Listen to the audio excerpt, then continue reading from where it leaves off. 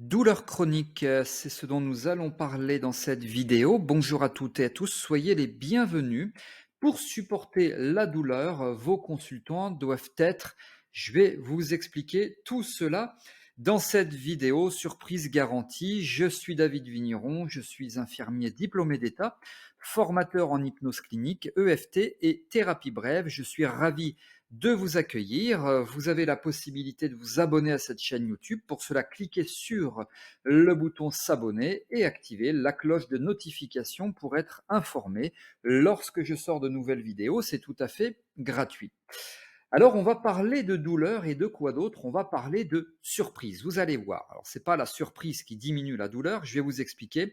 Je laisse un petit peu de suspense. Je maintiens du suspense. Pour tout vous dire, c'est une étude sur laquelle je suis tombé il y a peu de temps. Ça fait à peu près une semaine. Et par hasard ou pas, remarquez, il n'y a pas forcément de hasard, hein, je suis tombé sur cette étude très surprenante. Vous allez voir, et il y a des choses qui ont été découvertes, enfin qui sont vraiment hyper intéressantes. Je vais vous expliquer tout cela. Juste avant de démarrer, je vous précise que vous avez la possibilité d'assister à une conférence en ligne, un webinaire, c'est tout à fait gratuit, qui s'intitule Apprenez enfin comment traiter efficacement les douleurs chroniques de vos consultants. Le programme détaillé de cette conférence figure sous cette vidéo. Alors, on va parler des 5 points clés pour obtenir 95% de réussite lors de vos prises en charge. Ce que sont réellement les douleurs chroniques, oui, c'est intéressant. Les réponses aux problématiques les plus fréquentes que peut-être vous rencontrez au quotidien. L'erreur fondamentale à éviter lors de vos accompagnements. La méthode pour mobiliser toutes les ressources de vos consultants, à mon sens que tout thérapeute devrait utiliser. Et bien entendu, je répondrai à vos questions. Donc pour vous inscrire, le lien figure sous cette vidéo. Ne tardez pas car le nombre de places, bien entendu, est strictement limité. Alors on y va. Donc pour supporter la douleur, vos consultants doivent être, ce sont des chercheurs de Pékin qui nous disent que les douloureux doivent être nostalgiques. Vous avez bien lu, pour supporter la douleur, vos consultants doivent être nostalgiques. Alors c'est pas forcément ce qu'on fait en thérapie, moi non plus d'ailleurs, mais on va un petit peu s'intéresser à cela et puis on va voir un peu maintenant ce qu'on va faire, hein. Est-ce qu'on modifie complètement notre façon de penser, notre façon d'agir ou pas? On va découvrir un peu tout cela dans cette vidéo. Alors la nostalgie, d'après ces chercheurs, présente un effet antalgique pour des douleurs faibles. Alors, on parle bien de douleurs faibles, on parle bien d'effets antalgiques, pas forcément d'effets anxiolytiques destinés à diminuer l'anxiété, c'est bien antalgique, donc douleur, et pour des douleurs faibles. Évidemment, une violente douleur aiguë lié par exemple, je sais pas moi, une fracture du fémur, de penser à quelque chose de nostalgique, je suis pas sûr que ça remplace la morphine ou la kétamine qu'on administrerait en situation d'urgence. Néanmoins, c'est hyper intéressant parce que des personnes qui sont douloureuses chroniques, beaucoup décrivent une douleur faible. Mais ce qui fait que cette douleur devient pénible, c'est que cette douleur est là en permanence. Alors, c'est pas ça forcément pour tous les douloureux, mais c'est intéressant de considérer que la nostalgie présente un effet antalgique pour des douleurs faibles, aussi faibles soient-elles. D'après les chercheurs, s'enfermer dans une bulle de nostalgie permettrait de nous aider à mieux tolérer la douleur et les maux au quotidien. Dans une bulle de nostalgie, bon, alors je ne suis pas en train de dire que, enfin, c'est ce qu'il semble dire, il faudrait que tout le monde, tous les douloureux s'enferment dans une bulle de nostalgie. Alors, pour autant, la conclusion, c'est pas que tout le monde doit être nostalgique. C'est ce qu'on pourrait en conclure comme ça de prime abord, bien sûr, sans trop réfléchir.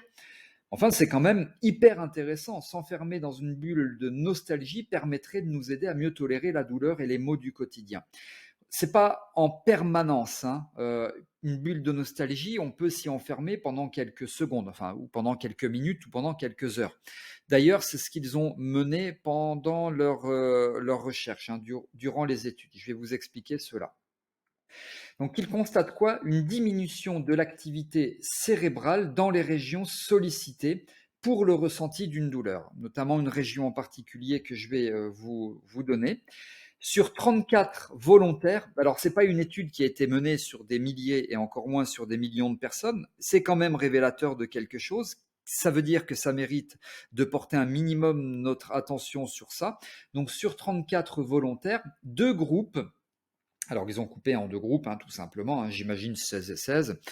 Un groupe, voilà, on va s'enfermer dans une bulle de souvenirs nostalgiques, penser à un souvenir nostalgique ou à des souvenirs nostalgiques, c'est ça la bulle nostalgique, hein. Et l'autre groupe, souvenirs, j'ai mis entre guillemets plutôt joyeux. Eh bien, les volontaires ressentant la nostalgie, stimulent le thalamus. Et ça a permis de démontrer aussi les enjeux du thalamus dans le ressenti, dans la perception de la douleur.